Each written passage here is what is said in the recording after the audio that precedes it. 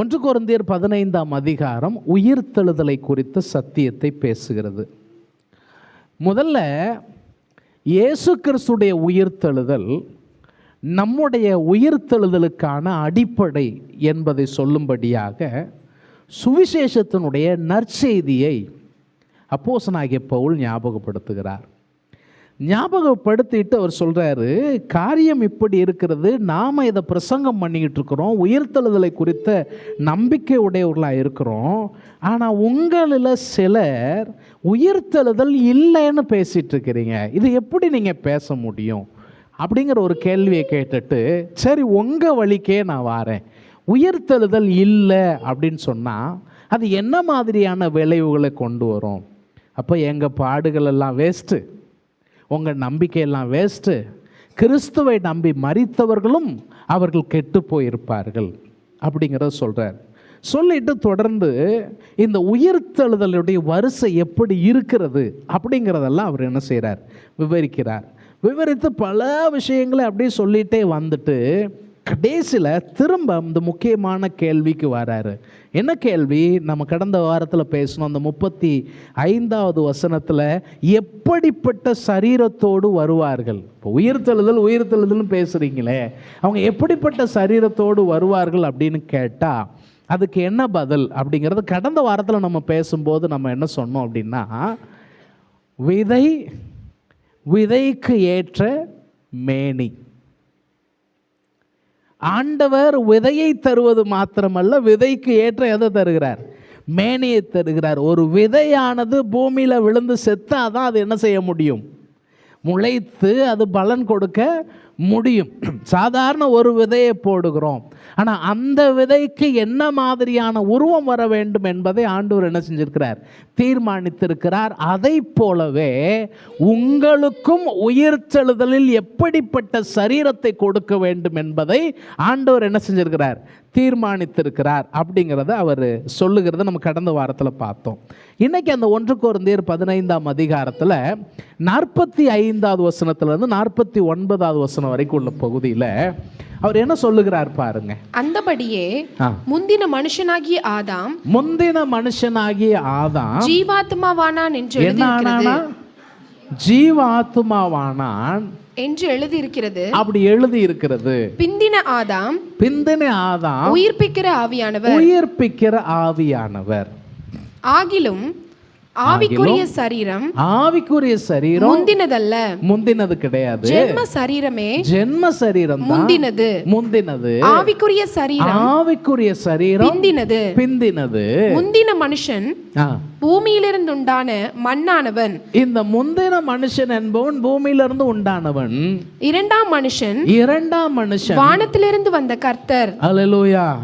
வானத்திலிருந்து வந்த கர்த்தர். மண்ணானவன் எப்படிப்பட்டவனோ, மண்ணானவன் எப்படி இருக்கிறானோ, மண்ணானவர்களும் அப்படிப்பட்டவர்களே. வானத்துக்குரியவர் எப்படிப்பட்டவரோ, நல்ல கவனிங்க, வானத்துக்கு உரியவர் எப்படிப்பட்டவரோ வானத்துக்கு உரியவர்களும் அப்படிப்பட்டவர்களே. ஒரு ஆமென் சொல்லுங்க. வானத்துக்கு உரியவர்களும் அப்படிப்பட்டவர்களே. மேலும் மண்ணானவனுடைய சாயலை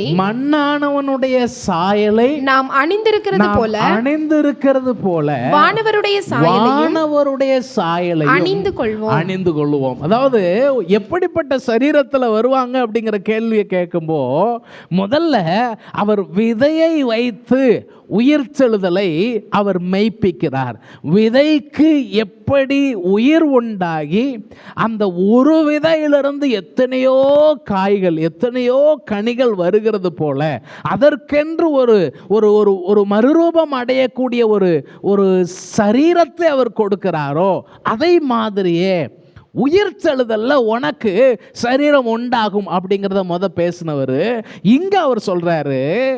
ரெண்டாவது விஷயமா அவர் என்ன சொல்றார்? ஆதாமையும் கிறிஸ்துவையும் ஒப்பிடுகிறார்.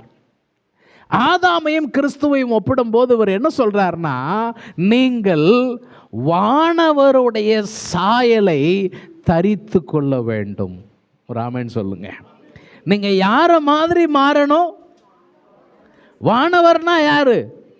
இயேசு கிறிஸ்து உயிர்த்தெழுந்து அவர் எப்படிப்பட்ட சரீரத்தோடு பரமேறி போனாரோ அப்படிப்பட்ட ஒரு உயிர்த்தெழுதல் உள்ள சரீரம் உங்களுக்கும் எனக்கும் வாக்கு பண்ணப்பட்டிருக்கிறது. ஆமென். இத அவர் விளக்கி சொல்லும்படியாகத்தான் இந்த பகுதி எப்படி சொல்றார். பொதுவாக கிறிஸ்தவ நம்பிக்கையின் மிக முக்கியமான அடிப்படை என்ன அப்படின்னு கேட்டால், ரோமர் 8:29 இப்படி சொல்லுது, தம்முடைய குமாரன் அநேக சகோதரருக்குள்ளே முதற் பேரானவராய் இருக்கும் பொருட்டு. இது நல்லா கவனிங்க. நாம எல்லாரும் கிறிஸ்துவின் சகோதரர்களாம், கிறிஸ்துவின் சகோதரர்கள். அப்ப நம்ம குறித்த எதிர்பார்ப்பு என்ன? தேவன் எவர்களை முன்னறிந்தாரோ அவர்களை தமது குமாரனுடைய சாயலுக்கு, எப்படிங்க சொல்லுங்க, இயேசு கிறிஸ்துடைய சாயலுக்கு ஒப்பாய் இருப்பதற்கு குறித்திருக்கிறார். இதுதான் நம்முடைய வாழ்வின் நோக்கம். உங்க வாழ்க்கையின் நோக்கம் என்ன? உங்களை ஆண்டவர் ஏன் தெரிஞ்சுக்கிட்டார் தெரியுமா? உங்களை ஏன் ஆண்டவர் சூஸ் பண்ணார்னா, நீங்க எது மாதிரி மாறணுமா? இயேசு கிறிஸ்துவின் சாயல் மாதிரி நீங்க என்ன செய்யணும்? மாறணும். இந்த பூமியிலே நீங்கள் இருப்பதற்கு காரணம், தெரிந்து கொள்ளப்பட்டவர்களாக இருப்பதற்கு காரணம், ஒவ்வொரு நாளிலும் அவருடைய சத்தியத்தை கேட்டு அவருடைய வெளிச்சத்தை பெற்று நீங்க அவரை போலவே மாற வேண்டும். அதாவது அப்போஸ்தலர்கள் நடபடிகள் புஸ்தகத்தில் பார்த்தீங்கன்னா, இவர்களை கொண்டு போய் நியாய சங்கத்தில் நிறுத்துறாங்க. இந்த நாமத்தை குறித்து நீங்கள் பேசக்கூடாதுன்னு கண்டிக்கிறாங்க. கண்டிக்கும் போது அங்கே ஒரு காரியம் சொல்லப்பட்டிருக்கும். இந்த அப்போஸ்தலர்கள் எல்லாரும் கல்லாதவர்களாக இருக்கிறார்கள், படிப்பறிவு இல்லாதவர்கள், நியாயத்தை குறித்த சட்டத்தை குறித்த நுணுக்கம் தெரியாதவர்கள். ஆனால் அதிகாரமாக பேசுகிறாங்க. எப்படி பேசுகிறாங்க? அதிகாரமாக பேசுகிறாங்க. அதில் சொல்லியிருக்கோம், அவர்கள் இயேசுவோடு இருந்தார்கள் என்பதை அறிந்து கொண்டார்கள்.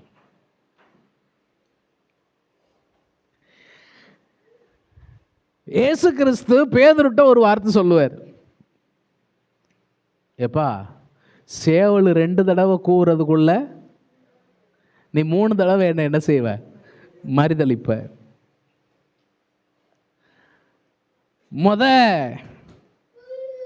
ஒரு ஆள் வந்து கேக்கு, இல்லை எனக்கு தெரியாது அப்படின்ட்டான் இயேசுவை.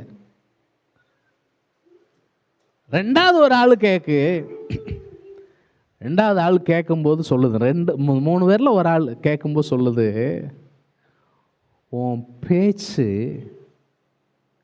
அவனுக்கு ஒத்து இருக்கிறது. ஏன்? கூடவே இருந்ததுனால உன் பேச்சு முதல்ல அவன் என்ன செஞ்சிட்டான்? உன்னை மாத்திட்டான்.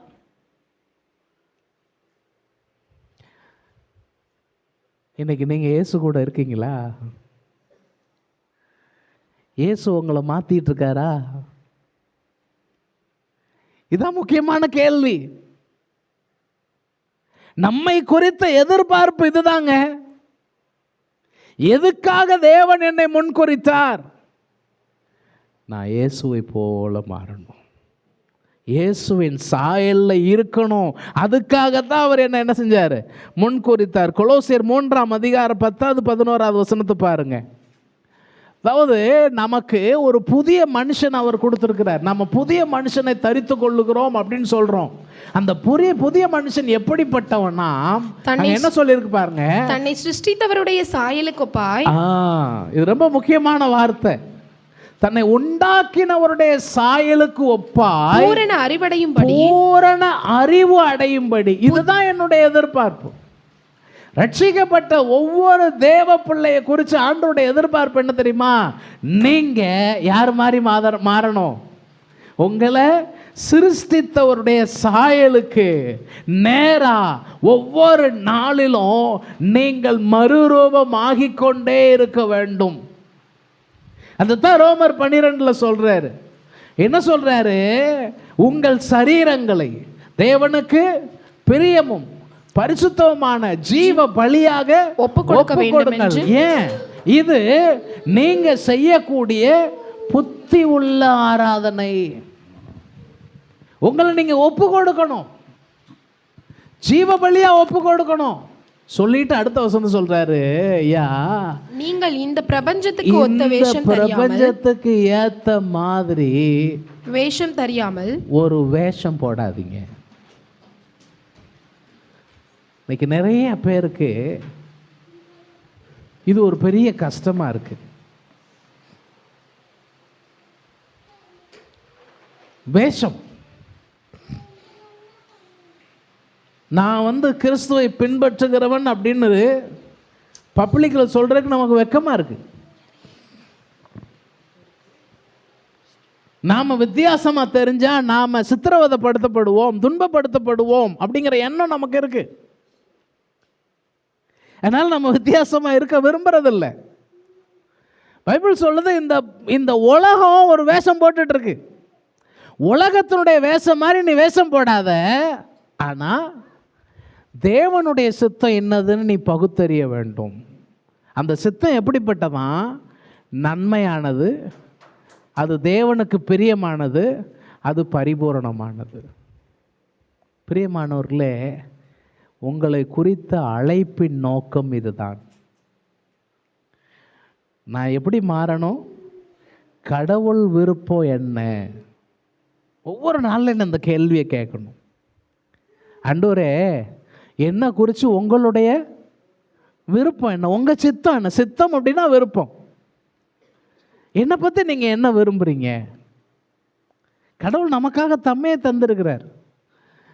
அப்போ உங்களுக்கு முன்னால் நன்மையான உங்கள் விருப்பத்தை நிறைவேற்றணும். அவர் விருப்பம் நன்மையானது. அவர் விருப்பம் எப்போவுமே தீமையாக என்ன செய்யாது, இருக்காது. யார் வீடையாவது போய் கொளுத்துன்னு அவர் என்ன செய்ய மாட்டார், சொல்ல மாட்டார். யார் குடும்பத்தையாவது போய் கெடுன்னு ஆண்டவர் என்ன செய்ய மாட்டார், சொல்ல மாட்டார். அவங்கள நாசமாக போக பண்ணிருன்னு ஆண்டவர் என்ன செய்ய மாட்டார், சொல்ல மாட்டார். அது தீமை, அது அவருடைய விருப்பம் அல்ல. பைபிள் சொல்லுது, ஒருத்தரும் கெட்டு போகக்கூடாதுங்கிறது அவர் சித்தமாக இருக்கு. ராமன் சொல்லுங்க, எந்த மனுஷனும் கெட்டு போகக்கூடாது, அதுதான் அவருடைய விருப்பம். ஆனால் கெட்டு போகிறவன் கெட்டு போகிறான். ஏன்? அவர் விருப்பத்துக்கு ஒப்பு கொடுக்காம அவன் விருப்பத்துக்கு போகிறான். அதான் பிரச்சனை. அப்போ தேவ விருப்பம் நன்மையானது, தேவ விருப்பம் கடவுளுக்கு இன்பமானது, அது பூரணமானது, அதான் பெஸ்ட்டு. அதை செய்யத்தக்கதா அது என்னன்னு நம்ம என்ன செய்யணுமா? பகுத்தறியத்தக்கதாக. பகுத்தறியறதுன்னா என்னது? புரிஞ்சுக்கிறது, பரிசோதனை செஞ்சு பார்க்கறது, கேள்வி கேட்கணும். நம்ம வாழ்க்கையின் ஒவ்வொரு அடியிலையும் இந்த கேள்வியை நம்ம கேட்கணும். நம்ம எடுக்கிற ஒவ்வொரு ஸ்டெப்லையும் இந்த கேள்வியை கேட்கணும். நம்முடைய செயல்பாடுகள் அனைத்துலையும் இந்த கேள்வியை கேட்கணும். நம்ம குடும்பத்தில் கேட்கணும், நம்ம சபையில் கேட்கணும். என்ன கேட்கணும்? என் வாழ்க்கை, என் ஊழியம், என் செயல்பாடு கடவுளுடைய பிரியமான விருப்பத்தை நிறைவேற்றுகிறதா இருக்கிறதா? அதை பகுத்தறியத்தக்க என்ன செய்தான்? உங்கள் மனம் புதிதாகிறதினாலே மறுரூபமாகுங்கள். இதுதான் விஷயம். உங்க மனசு புதுசா மாறிக்கிட்டே இருக்கிறதுனால நீங்கள் என்ன செய்யணும்? மறுரூபமாகுங்கள். எதுவரைக்கும் இந்த மறுரூபம்? எதுவரைக்கும் இந்த மறுரூபம்னு சொன்னா, ஒரு நாள் வரும், அந்த நாளிலே நான் முழுக்க முழுக்க கிறிஸ்துவை போல மாறிவிடுவேன். கிறிஸ்துவை போன்ற ஒரு வாழ்வு, கிறிஸ்துவை போன்ற ஒரு மாற்றம், அதுதான் நம்மை குறித்த தேவனுடைய எதிர்பார்ப்பு. சரி, இப்போ நீங்கள் அந்த 45வது வசனத்தில் நம்ம சொல்கிறோம், முந்தின மனுஷனாகிய ஆதாம் ஜீவாத்மாவானான் என்று எழுதியிருக்கிறது. எங்க எழுதியிருக்கு? எங்க எழுதியிருக்கு? எழுதியிருக்குன்னு சொல்றாங்க. எங்க எழுதியிருக்கு? ஆதியாகமம் 2ஆம் அதிகாரம் 7வது வசனம். தேவனாகிய கர்த்தர் மனுஷனை பூமியின் மண்ணினாலே உருவாக்கி. எங்க இருந்து உருவாக்குனாரா? மண்ணை எடுத்து அந்த மண்ணினால என்ன செய்யறார்? உருவாக்கி ஜீவ சுவாசத்தை அவன் நாசியிலே ஊதினார். மனுஷன் ஜீவாத்மா. அதாவது இந்த மண்ணில இருந்து எடுத்து செஞ்சாராம். நான் நிறைய கல்யாண வீட்டுக்கெல்லாம் ஒரு பாட்டு போடுவாங்க, ஆதியிலே ஒரு கல்யாணம், அது ஏதேனிலே நடந்த கல்யாணம். அதில் இடையில இப்படி ஒரு லைன் வரும், மண்ணாங்கட்டி மாப்பிள்ளை எலும்பு அக்கா பொண்ணு. சிலர் இப்படியெல்லாம் பாட்டு இருக்கான்னு பார்க்காங்க. மாப்பிள்ளை யாரு? உங்கள் வீட்டுக்காரன் மண்ணாங்கட்டின்னு சொல்லிடாதீங்க, சண்டைக்கு வந்துட போகிறாங்க. ஆனால் மண்ணாங்கட்டி தான். எங்கேருந்து எடுத்திருக்கு? நம்மளெல்லாம் மண்ணில் இருந்து எடுத்தாராம். ஆதாமை அவர் மண்ணில் இருந்து ஒரு பொம்மையா செய்கிறாரு. பொம்மையா செஞ்சுட்டு அவன் மேலே அவன் நாசியில் அவர் என்ன செய்கிறாரு? ஜீவ சுவாசத்தை ஊதினார். விளைவு அவன் என்னவாயிட்டான்? உயிருள்ள ஆத்துமாவாய் மாறினான் அப்படிங்கிறத சொல்லி. இப்போ சாதாரண ஒரு ஜடம், ஒரு மண்ணு, ஆனால் அந்த மண்ணுக்கு அவர் என்ன கொடுக்கிறார்? தம்முடைய ஆவியினால உயிரை கொடுக்கிறார். அப்போ அவன் உயிருள்ள ஆத்துமாவாக மாறுகிறான். இப்போ ஆதாம சொல்லிக்கிட்ட அதே நேரத்தில் இங்கே 15:45 சொல்றாரு, இது ஆதாம். அதனுடைய பின்பகுதி பாருங்க, பிந்தின ஆதாம், உயிர்ப்பிக்கிற ஆவியானவர். அதாவது சொன்னது ஆதியாகமம் 2:7, அது முந்தின ஆதாம். இந்த உலகத்தில் பிறந்த முதல் மனிதர், உலகத்திலே சிருஷ்டிக்கப்பட்ட முதல் மனிதர். அவர் ஜீவாத்மாவானாராம். இங்க 2வதா சொல்லியிருக்கு பிந்தின ஆதாம், இது இயேசு கிறிஸ்து. இந்த பிந்தின ஆதாம் யார் அப்படின்னு கேட்டா, உயிர் தரக்கூடிய ஆவியை உடையவர், உயிர்ப்பிக்கிற ஆவியானார் அப்படிங்கிற வார்த்தை பயன்படுத்தப்பட்டிருக்குது. இந்த இடத்துல ஒரு விஷயத்தை நம்ம புரிஞ்சுக்கணும். இங்கே பிந்தின ஆதாமாகிய இயேசு கிறிஸ்து ஆவியானவர் கிடையாது. நீங்கள் நல்லா புரிஞ்சுக்கணும். ஆவியானவர் வேற, பிதா வேற, குமாரன் வேற, ஆவியானவர் வேற. ஆனால் ஒரே தேவன், அப்படிதான் நம்ம நம்புகிறோம். அந்த எசன்ஸ் அப்படிங்கிறது ஒன்று, ஆனால் 3 நபர்களாக செயல்படுகிறத நம்ம பார்க்க முடிகிறது. அப்போ இயேசு ஆவியானவர் கிடையாது, ஆவியானவர் வேறு. ஆனால் இந்த இடத்துல ஏன் அப்படி சொல்லியிருக்கிறாங்கன்னா, இவர் உயிர்ப்பிக்கிற வலிமை உடையவராக இருக்கிறார் என்கிற அர்த்தத்தில் தான் இது என்ன செய்கிறாங்க, சொல்கிறாங்க. இது ஒரு வேர்ட் பிளே மாதிரி. ஜீவ ஆத்துமா, உயிர்ப்பிக்கிற ஆவி, அந்த ரெண்டுமே பார்த்தீங்கன்னா ஒன்னோடு ஒன்று சேர்ந்து இருக்கக்கூடிய வார்த்தை. அதனால ஒரு வேர்ட் பிளே மாதிரி இதை யூஸ் பண்ணியிருக்கிறார். அதனுடைய அர்த்தம் என்னன்னா, முந்தின ஆதாமுக்கு ஆண்டவரே அந்த ஆத்துமாவை கொடுத்தார், சரீரத்தை கொடுத்தாரு.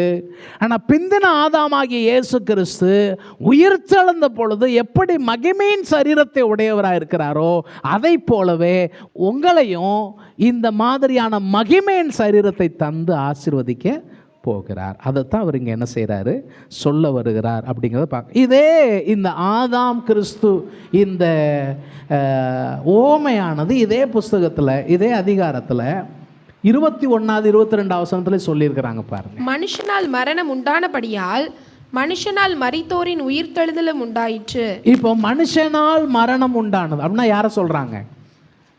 ஆதாம சொல்றாங்க. இந்த வசனத்தில் சென்டென்ஸ், மனுஷனால் மரணம் உண்டானது என்பது முதல் மனிதனாகிய ஆதாமினால் இந்த உலகத்தில் என்ன வந்துச்சு, மரணம் வந்தது. இப்போ அடுத்த மனுஷனால் அப்படிங்கிறது யாருன்னா இயேசு கிறிஸ்து. இயேசு இந்த பூமியில் மனுஷனாக வந்தார். மனுஷனால் மரித்தோரின் உயிர்த்தெழுதலும் உண்டாயிற்று. ஆதாமுக்குள் எல்லாரும் மரிக்கிறது போல கிறிஸ்துவுக்குள் எல்லாரும் உயிர்ப்பிக்கப்படுவார்கள். அதாவது உலகத்தில் இருக்கிற எல்லா மனுஷனும் ஆதாமுக்குள்ள இருக்கிறான். ஆனால் உலகத்தில் இருக்கிற எல்லா மனுஷனும் கிறிஸ்துவுக்குள் வருகிறது இல்லை. ஆனால் கிறிஸ்துவுக்குள் வருகிற எல்லாரும் உயிர்ப்பிக்கப்படுவார்கள். ஒரு ஆமென் சொல்லுங்க. அப்போ அந்த உயிர்ப்பிக்கிற வல்லமையை உடையவராக கிறிஸ்து இருக்கிறார் அப்படிங்கிறது தான் இங்கே 45வது வசனத்தில் அவர் என்ன செய்கிறாரு சொல்றார். சொல்லிட்டு அடுத்த வசனத்தில் என்ன சொல்றார் பாருங்க. ஆகிலும் ஆவிக்குரிய சரீரம் முந்தினதல்ல, ஜென்ம சரீரமே முந்தினது. ஆவிக்குரிய சரீரம் முந்தினது கிடையாதுங்க. ஜென்ம சரீரம் தான் எப்படிப்பட்டது? முந்தினது. ஆவிக்குரிய சரீரம் பிந்தினது. ஆவிக்குரிய சரீரம் எப்படிப்பட்டது? பிந்தினது. பின்னால வந்தது, பிந்தினது. முந்தின மனுஷன் பூமியிலிருந்து உண்டான மண்ணானவன். இரண்டாம் மனுஷன் வானத்திலிருந்து வந்த கர்த்தர். சரி, இப்ப இந்த 46வது வசனம் 45ஓடு கனெக்ட் ஆகாத மாதிரியான ஒரு சூழல்ல இருக்கு. 45வது வசனத்துக்கும் 47வது வசனத்துக்கும் நெருங்கிய தொடர்பு இருக்கு. ஆனால் 46 கனெக்ட் ஆகாமல் இருக்கிறதுக்கு காரணம் என்னன்னா, ஒருவேளை அந்த ஊரில் இருக்கக்கூடிய ஒரு சிலர் இந்த உயிர்த்தெழுதல் இப்போவே நமக்கு கிடைச்சிருச்சு அப்படின்னு நம்புறவங்களாம் என்ன செஞ்சிருக்கலாம், இருந்திருக்கலாம். இன்னைக்குமே சிலர் அப்படி பேசுகிறாங்க. அழியாமை நமக்கு இப்போமே வந்துருச்சுன்னு சிலர் பேசுகிறாங்க. இப்போ நாம் அழியாமைக்குள் வந்து விட்டோம், நமக்கு மரணம் இல்லை அப்படிலாம் இன்னைக்கு என்ன செய்கிறாங்க, ஊழியக்காரங்க பேசுகிறாங்க. கிறிஸ்து உனக்குள்ளே இருந்தால் உனக்கு என்ன கிடையாது, மரணம் இல்லை, நீ மரிக்க வேண்டிய அவசியம் இல்லை, நீ மரணம் இல்லாத வாழ்வு என்ன செய்யலாம், வாழலாம். எல்லாருக்கும் ஆசை தான். 100 வருஷம் இல்லை, 200 வருஷம் வாழ்கிறதுக்கு எல்லாருக்கும் ஆசை தான். ஆனால் 200 வருஷம் இன்னைக்கு யாரும் வாழ்ந்து கொண்டிருக்கிறாங்களான்னா இல்லை. ஆனால் ஒரு சிலர் சொல்கிறாங்க, இல்லை, அப்படி ஒரு வாழ்க்கை வாழக்கூடிய நிலைக்கு நீங்கள் வந்துட்டீங்கன்னா தான் ஆண்டவரே திரும்ப என்ன செய்வார், வருவார். ஆனால் பைபிள் அப்படி என்ன செய்யலை, சொல்லலை. அப்போ அதை இங்கே எடுத்து சொல்கிறதுக்கு தான் சொல்கிறாரு, எப்பா நீ சொல்கிற பற்றியா இந்த 2வது விஷயம், மரணம் இல்லாத வாழ்வுங்கிறது அது 2வது வர வேண்டியது. அதைத்தான் அங்கே 46 சொல்கிறார். 46 என்ன சொல்கிறாரு, ஆவிக்குரிய சரீரங்கிறது கிடையாது.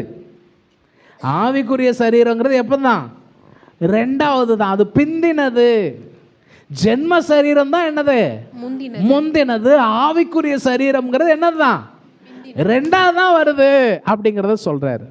அதுதான் இங்க வலியுறுத்தி முடிய சொல்லிட்டு தான் அதுக்கு அடுத்து சொல்றாரு 47ல இருந்து என்ன சொல்றாரு பாருங்க. முந்தின மனுஷன் பூமியிலிருந்து உண்டான மண்ணானவன். ஆனா 2வது மனுஷன் வானத்திலிருந்து வந்த கர்த்தர். இது வேற மாதிரி சொல்லுவோம்னு சொன்னா அங்க என்ன சொல்ல வரார் அப்படின்னா, இந்த பிந்தின மனிதன் என்று சொல்லக்கூடிய இயேசு கிறிஸ்து மரணத்தை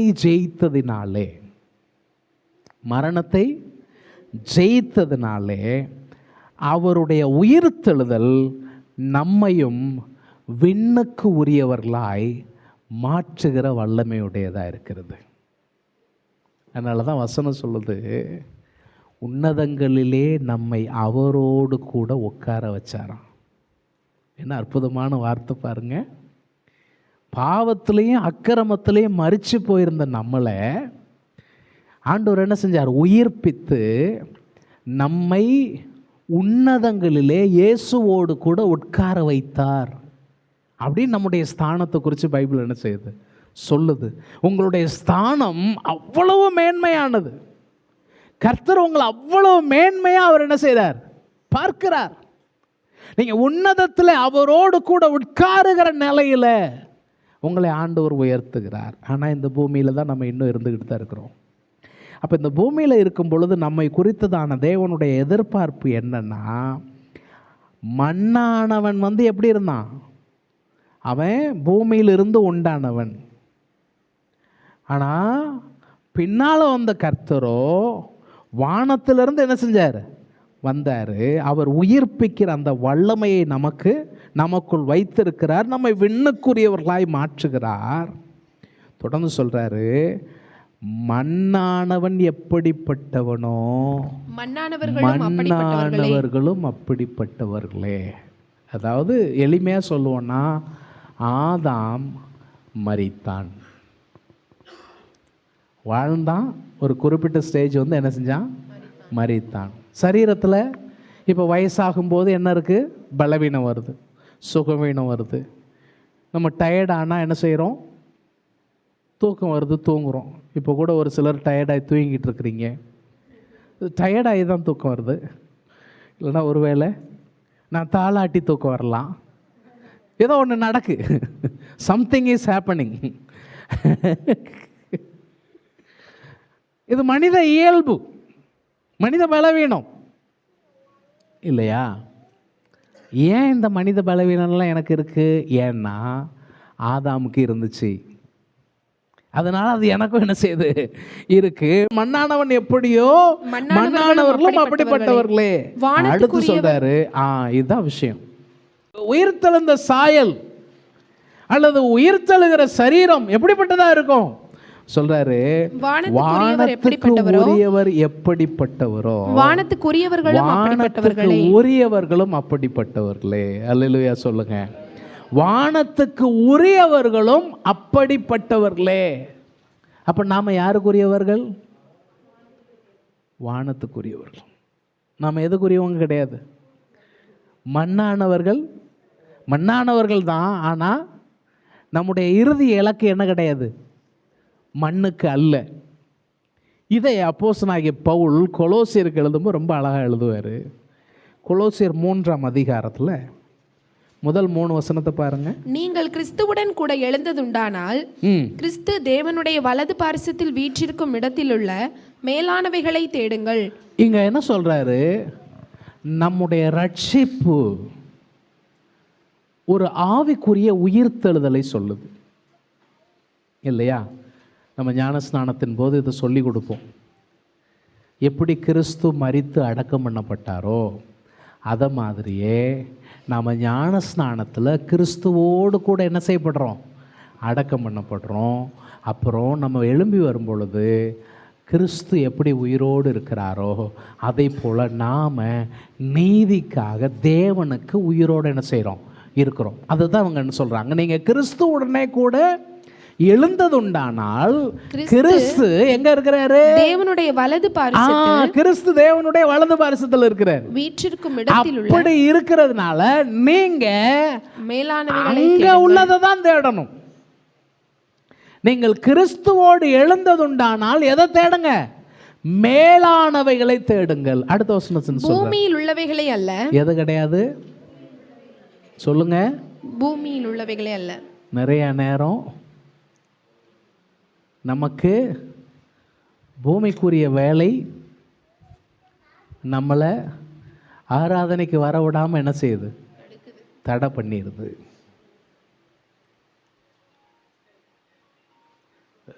சில விஷயம் ரொம்ப தவறவே முடியாது அப்படின்னா அது விதிவசம்.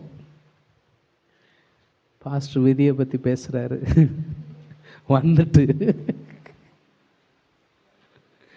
நம்ம விதியெல்லாம் நம்ம சொல்றதில்ல. ஆனால் நாம் எதற்கு முக்கியத்துவம் கொடுக்கிறோம் என்பது நாம் யாரா இருக்கிறோங்கிற உணர்வின் அடிப்படையில் வரக்கூடிய விஷயம். அப்போ நீங்கள் எதை தேடக்கூடாது? பூமியில் உள்ளவைகளே அல்ல. அப்போ பூமியில் உள்ளதுன்னா நான் வேலை செய்யாமல் இருக்கலாமா? வேலை செய்யணும். சம்பாத்தியம் பண்ணாமல் இருக்கலாமா? சம்பாத்தியம் பண்ணாமல் எப்படி சாப்பிட முடியும்? சம்பாத்தியம் பண்ணணும், எல்லாம் செய்யணும். ஆனால் என்னுடைய நோக்கம், என்னுடைய முழுமையான நோக்கம் அதிலையே வச்சுட்டு நான் கிறிஸ்துவை ஏதோ தொட்டுக்கிறதுக்கு ஊறுகாய் மாதிரி நான் என்ன செய்யக்கூடாது? பயன்படுத்தக்கூடாது. சாலமோன் ஞானி சொல்லுவார், உன் வழிகளில் எல்லாம் அவரை நினைத்துக்கொள், அப்பொழுது அவர் உன் பாதைகளை செவ்வை பண்ணுவார். பவுல் எழுதுவாரு, புசித்தாலும் குடித்தாலும், என்னதுங்க, நீங்க என்ன சாப்பிட்டாலும், நீங்க என்ன குடிச்சாலும், எதை செய்தாலும் கிறிஸ்துவின் மூலமாய் தேவன் மகிமைப்படும்படி அதை என்ன செய்யுங்க, செய்யுங்க. அதுதான் நம்மை குறிச்சதான எதிர்பார்ப்பு. சரி, அதுதான் அங்க சொல்றாரு, பூமியில் உள்ளவைகள் அல்ல மேலானவைகளையே நாடுங்கள். அடுத்த வசனம், ஏனென்றால், ஏன் இதை சொல்றேன், அவரே விளக்க சொல்றாரு, நீங்கள் மரித்தீர்கள். எல்லாரும் சொல்லுங்க, நாம என்ன செஞ்சோம், சத்தமா சொல்லுங்க. ரட்சிக்கப்பட்டவர்கள் எல்லாம் நம்ம என்ன செஞ்சிருக்கிறோம், மரித்திருக்கிறோம். ஆவிக்குரிய நிலையில் கிறிஸ்துவோடு கூட அடக்கம் பண்ணப்பட்டோன்னு வாசிக்கிறோம். நீங்கள் மரித்தீர்கள், உங்கள் ஜீவன் கிறிஸ்துவுடனே, உங்களுடைய ஆவிக்குரிய வாழ்வு, உங்கள் ஜீவன் கிறிஸ்துவுடனே எங்க, இயேசு கிறிஸ்து கூட தேவனுக்குள் மறைந்து. யாருக்குள்ள மறைஞ்சிருக்கு? இதை நீங்க நம்புறீங்களா? நம்புறீங்களா? நம்புற மாதிரி இருக்கா அப்படின்னு கேட்கீங்களா? உங்க ஜீவன் எங்க மறைஞ்சிருக்கான்? யார் கூட? கிறிஸ்துவுடனே கூட தேவனுக்குள் உங்க ஜீவன் என்ன செஞ்சிருக்கு? என்ன அற்புதமான சத்தியம் பாருங்க. 4வது வசனத்தை சொல்றாரு பாருங்க, நம்முடைய ஜீவன். அதாவது 3வது வசனத்துல என்னன்னு சொன்னாரு? உங்க ஜீவன் சொன்னாரா? என்ன சொன்னாரு? உங்க ஜீவன் கிறிஸ்து கூட. எல்லாரும் சொல்லுங்க, உங்க ஜீவன் கிறிஸ்துவோடு. பக்கத்தில் பார்த்து சொல்லுங்க, உங்க ஜீவன் கிறிஸ்துவோடு. சொல்லுங்க, உங்க ஜீவன். 4வது வசனத்தை பாருங்க, நம்முடைய ஜீவனாகிய கிறிஸ்து வெளிப்படும். உங்க ஜீவன் இப்ப என்னவாயிருச்சு? முந்தின வசனம் சொல்ல உங்க ஜீவன், இப்ப என்ன சொல்றாரு? நம்முடைய ஜீவனாகிய கிறிஸ்து. கிறிஸ்து தான் நமக்கு ஜீவன், கிறிஸ்து தான் நம்முடைய வாழ்வு. கிறிஸ்தவ வாழ்க்கை என்பது கிறிஸ்துவாய் வாழ்கிற வாழ்க்கை தான் கிறிஸ்தவ வாழ்க்கை. அதை நோக்கிய பயணம் தான் இது. நம்முடைய ஜீவனாகிய கிறிஸ்து ஒரு நாளில் வெளிப்படுவார். அப்படி வெளிப்படும் போது நீங்களும் அவரோட கூட மகிமையிலே வெளிப்படும். இன்னைக்கு நீங்க மறைஞ்சு இருக்கிறீங்க, மறைந்திருந்து தேவனை மகிமைப்படுத்தி கொண்டிருக்கிறீர்கள். ஒரு நாள் வரும், அன்றைக்கு அவர் வெளிப்படுவார். அன்றைக்கு நீங்களும் மகிமையிலே வெளிப்படுவீர்கள். அதைத்தான் அவருங்க பேசுறாரு. இது நம்ம ஏற்கனவே இந்த விதையை குறித்து சொல்லும் பொழுது இதை நம்ம சொன்னோம். என்ன நடக்கும் அப்படின்னா, மரித்தோருடைய உயிர்த்தெழுதல் எப்படி இருக்குன்னு சொல்லும்போது 42 சொல்றாரு, அழிவுள்ளதாய் விதைக்கப்படும், அழிவு இல்லாததாய் எழுந்திருக்கும். 42. 43 சொல்றாரு, கனவீனம் உள்ளதாய் விதைக்கப்படும், மகிமை உள்ளதாய் எழுந்திருக்கும், பலவீனம் உள்ளதாய் விதைக்கப்படும், பலம் உள்ளதாய் எழுந்திருக்கும், ஜென்ம சரீரம் விதைக்கப்படும், ஆவிக்குரிய சரீரம் எழுந்திருக்கும். அதைத்தான் அங்க பேசுறாரு. அப்போ மண்ணானவன் எப்படிப்பட்டவனோ மண்ணானவர்களும் அப்படிப்பட்டவர்களே, விண்ணுக்குரியவர் எப்படிப்பட்டவரோ விண்ணுக்குரியவர்களும் அப்படிப்பட்டவர்களே. கடைசியா 49 நம்ம வாசித்து முடிக்கலாம். மேலும் மண்ணானவனுடைய சாயலை நாம் அணிந்திருக்கிறது போல, எளிமையா சொல்லணும், நமக்கு இந்த உடம்பு இருக்கிற மாதிரி ஆதாமை போல நாம் இந்த உடம்பு உள்ளவர்களை போல. இந்த நார்னியா அந்த கதையில் ஒரு பொம்பளை சொல்லுவா, ஆதாமின் மகனே. நம்ம எல்லாம் ஆதாமின் மக்கள். இந்த உடம்பு நமக்கு இருக்கிறது போல ஒரு நாள் வரும், நாம வானவருடையவர்கள். அப்ப என்ன சொல்லி, நாம் மண்ணானவனுடைய சாயலை இப்ப அணிஞ்சிருக்கிறோம், வானவருடைய சாயலையும் அணிந்து கொள்வோம். இது இனி நடக்க போறது. இதை வேதத்தில் பல வசனங்கள் நம்ம சொல்ல முடியும். ஒரு 2 வசனத்தை மாத்திரம் போகிற போக்கில் சொல்லி நான் முடிக்க போகிறேன். பிலிப்பியர் 3 அதிகாரம் 21 வசனத்தை பாருங்க. அவர் எல்லாவற்றையும் தமக்கு கீழ்ப்படுத்திக் கொள்ளத்தக்க தம்முடைய வல்லமையான செயலின்படியே அவருடைய வல்லமையான செயலின்படியே நம்முடைய அற்பமான சரீரத்தை, நம்ம சரீரம் எப்படிப்பட்டதா சொல்லுங்க? அற்பமானது. நம்முடைய அற்பமான சரீரத்தை தம்முடைய மகிமையான சரீரத்திற்கு, தம்முடைய மகிமையான சரீரத்திற்கு ஒப்பாக மறுரூபப்படுத்துவார். அப்போ உயிர்த்தெழுதல் நம்ம பேசும்போது என்ன சொல்றோம்னா, ஏதோ ஆவியா நம்ம நடப்போம் அப்படிங்கிறது கிடையாது. நமக்கு ஒரு சரீரம் இருக்கும். நமக்கு என்ன இருக்கும்? இந்த அற்பமான சரீரம். இந்த அற்பமான சரீரம் அழிஞ்சு போகிறது. ஆனால் தேவன் வேறொரு சரீரத்தை தருவார். அது அழிவில்லாதது. அது மகிமையான சரீரமா. அந்த சரீரம் எப்படிப்பட்ட சரீரமாக இருக்குமா? இயேசுவுக்கு இருந்தது மாதிரியே இருக்கும். அதாவது இயேசு கிறிஸ்து உயிர்த்தெழுந்து வந்ததுக்கப்புறம் சீசர்கள் இயேசுவில் வேறு வித்தியாசத்தை பார்த்தாங்களா? சொல்லுங்க. அவர் மகிமை அடைந்த சரீரத்தை பெற்ற பின்னும் சீசரோடு இருந்தார், நேர செலவு பண்ணார்.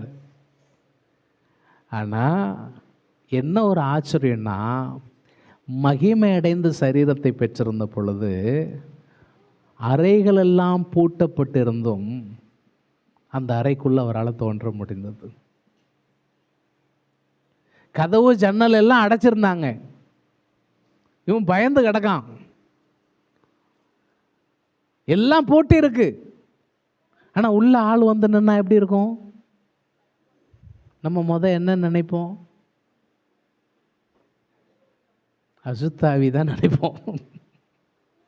ஏதோ ஒரு பேய் வந்து நம்மளை பயமுறுத்துது.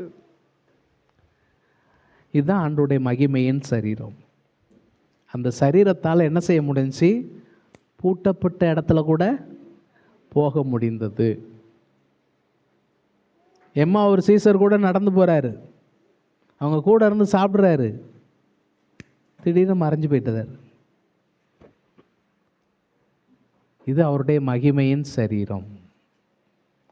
பைபிள் சொல்லுது, நாமளும் என்ன செய்வோமா? நம்முடைய அற்பமான சரீரத்தை அவர் தம்முடைய மகிமையான சரீரத்திற்கு ஒப்பாக என்ன செய்ய போறார்? மறுரூபப்படுத்த போறார். கடைசியா ஒரு வசனம், 1 யோவான் 3ஆம் அதிகாரம் 2வது 3ஆம் வசனம், தெரிஞ்ச வசனம் தான். 1 யோவான் 3:2 சொல்லுது, பிரியமானவர்களே, இப்பொழுது தேவனுடைய பிள்ளைகளா இருக்கிறோம், இனி எப்படி இருப்போம்னு இன்னும் வெளிப்படவில்லை. அவரே சொல்றாரு, நமக்கு ரொம்ப தெரியல, இன்னும் வெளிப்படல. ஆகிலும் ஆனா அவர் வெளிப்படும் போது ஒண்ணு மட்டும் தெரியும், அவர் வெளிப்படும் போது அவர் இருக்கிற வண்ணமாகவே, அவர் இருக்கிற மாதிரியே நாம் அவரை தரிசிப்பதினால், நாம அவரை பார்க்க போறதுனால அவருக்கு ஒப்பாய் இருப்போம் என்பதை அல்லேலூயா சொல்லுங்க. நாம யாருக்கு ஒப்பா இருப்போம்? இதுதான் நம்மை குறித்த எதிர்பார்ப்பு. கொரிந்து சபையார் கேள்வி கேட்காங்க, எப்படிப்பட்ட சரீரத்தோட உயிர்த்தெழுந்தார் இருப்பார்கள் கேட்டா, இவர் பதில் சொல்றாரு, விண்ணவருடைய சாயலுக்கு ஒப்பாய் நாம் மாறுவோம், விண்ணவருடைய சாயலை நாம் நம்மில் அணிந்து கொள்ளுவோம். இப்போ இங்க யோவான் சொல்றார், நாம் அவருக்கு ஒப்பாய் இருப்போம். அவர் வெளிப்படுகிற பொழுது நாம் அவர் இருக்கிற வண்ணமாக அவரை தரிசிப்பதனால் அவருக்கு ஒப்பாய் இருப்போம் என்று அறிந்து கொள்வோம். இதுதான் நம்ம நம்பிக்கை. இதுதான் நம்ம நம்பிக்கை. 3ஆம் வசனத்துல சொல்லி, அவர் மேல இப்படிப்பட்ட நம்பிக்கை யாரெல்லாம் வச்சிருக்கிறாங்களோ அவங்க எல்லாம் அவர் சுத்தமுள்ளவராய் இருக்கிறது போல, இதுதான் நம்ம குறிச்ச எதிர்பார்ப்பு. அவர் சுத்தமுள்ளவராய் இருக்கிறது போல தன்னையும் சுத்திகரித்துக் கொள்ளுகிறான். அவர் சுத்தமா இருக்கிறது போல தன்னையும் சுத்திகரித்துக் கொள்ளுகிறான். முழங்கால் படிடுவோம். முந்தின ஆதாம் மண்ணுக்குரியவன், பிந்தின ஆதாம் விண்ணுக்குரியவர். முந்தின ஆதாமுடைய பலவீனத்தை உடையவர்களாகிய நாம் பிந்தின ஆதாமாகிய இயேசுவனுடைய பலத்தையும் அனுபவிக்க போகிறோம். இயேசுவை போலவே மகத்துவமான உயிர்த்தெழுந்த சரீரத்தை ஒரு நாளிலே நாம் பெற்றுக்கொள்ள போகிறோம். அவரை போலவே நம்ம மாற போகிறோம். அப்போ நான் இங்கே என்ன செய்யணும்? அவருக்கு நன்றி செலுத்துகிறவனாய் அவரை போலவே இன்னைக்கு நான் சுத்தமாக இருக்கிறேனா? என் வாழ்க்கையில் எந்தெந்த காரியத்திலெல்லாம் அசுத்தம் இருக்கிறது, அந்த காரியத்திலெல்லாம் ஆண்டவரே நான் உம்மை போல மாறணும் என்று ஒவ்வொரு நாளிலும் அவரை போல மாற நம்மை அர்ப்பணிப்போம். அன்பின் ஆண்டவரே, நாளில் நீர் எங்களோடு பேசின நல்ல வார்த்தைகளுக்காய் ஸ்தோத்திரம். உம்முடைய வசனத்தை கேட்ட பிள்ளைகளை ஆசீர்வதியும். பிள்ளைகளோடு உம்முடைய திருநாமம் கூட இருந்து உம்முடைய பிள்ளைகளை வழி நடத்துவதாக. இந்த வாரம் முழுவதும் பிள்ளைகள் செய்கிற எல்லா வேலைகளிலும் கர்த்தருடைய ஆசீர்வாதம் இருக்கட்டும். வழி நடத்தும், காத்துக்கொள்ளும். மீட்பர் இயேசுவின் நாமத்தில் வேண்டுகிறோம். ஜெபம் கேளும் நல்ல பிதாவே, ஆமென்.